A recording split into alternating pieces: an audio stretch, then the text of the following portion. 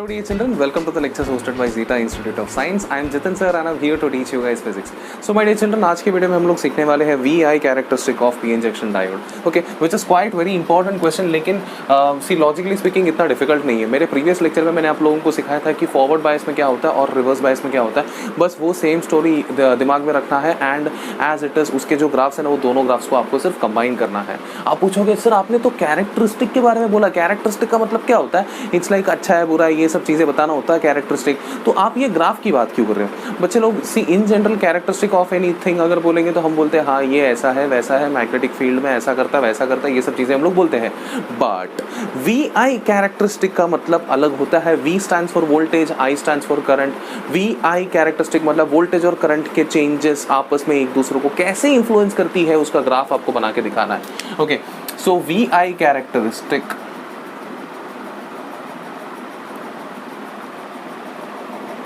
VI characteristic of PN junction diode.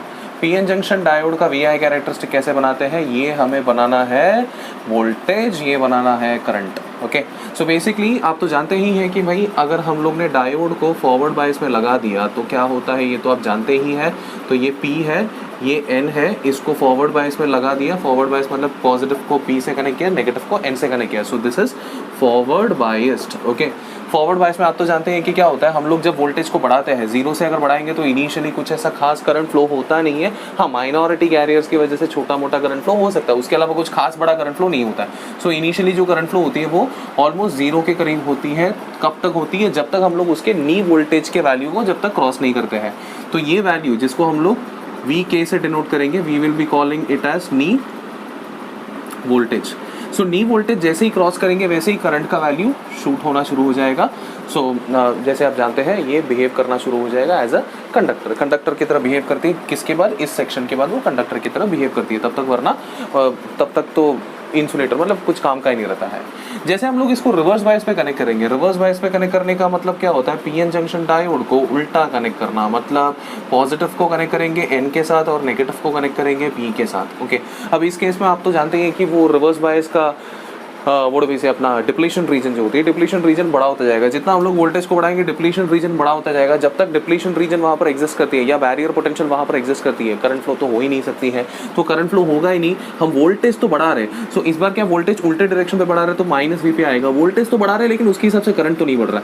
ये कब तक होते रहेगा? मतलब बेसिकली करंट फ्लो होगा ही नहीं, किसी भी हालत में नहीं होगा.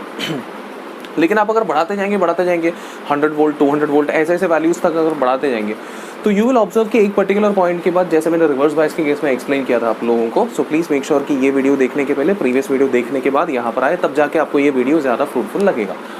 जैसे मैंने आपको रिवर्स बायस में एक्सप्लेन किया था, एक सर्टेन लेवल के बाद क्या हो जाता है, उसके अंदर के आयंस, किसके अंदर के डिप्लीशन रीजन के अंदर के आयंस ब्रेक हो जाते हैं, उसके अंदर से इलेक्ट्रॉन्स और होल्स बाहर निकलते हैं and all of a sudden huge amount of current flow हो जाती है. एंड इस सिचुएशन को हम लोग बुलाते हैं ब्रेकडाउन. एंड जिस वजह से huge amount of current flow हो जाती है, कब? एक certain limit of voltage cross करने के बाद.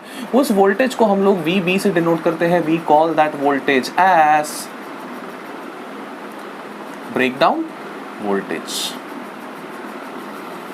सो ब्रेकडाउन वोल्टेज के बाद ये जो करंट फ्लो होती है, इस करंट को हम लोग बुलाते हैं रिवर्स करंट. एंड ये एकदम मतलब इसके बाद अगर हम लोग ने और इसको डायोड को अगर और उसी पर्टिकुलर उतना ज़्यादा करंट फ्लो होने के लिए हम लोग ने अगर अलाउ कर दिया तो उस एक पर्टिकुलर पॉइंट के बाद डायोड क्या हो जाती है? ख़राब हो जाती है, जिस वजह से बाद में उसका कोई काम नहीं होता. So this graphical representation is called as VI characteristic of diode. है कि नहीं? बहुत सिंपल. सो बच्चे लोग ये बहुत ही सिंपल सा कॉन्सेप्ट है. सो जब भी आप लोगों से सवाल पूछा जाएगा VI कैरेक्टरिस्टिक के बारे में, आप लोग ये ग्राफ बनाएंगे और फॉरवर्ड बायस्ड और रिवर्स बायस के बारे में डिटेल एक्सप्लेनेशन देंगे. दैट्स इट, काम खत्म. See you next time with a new concept. Take care.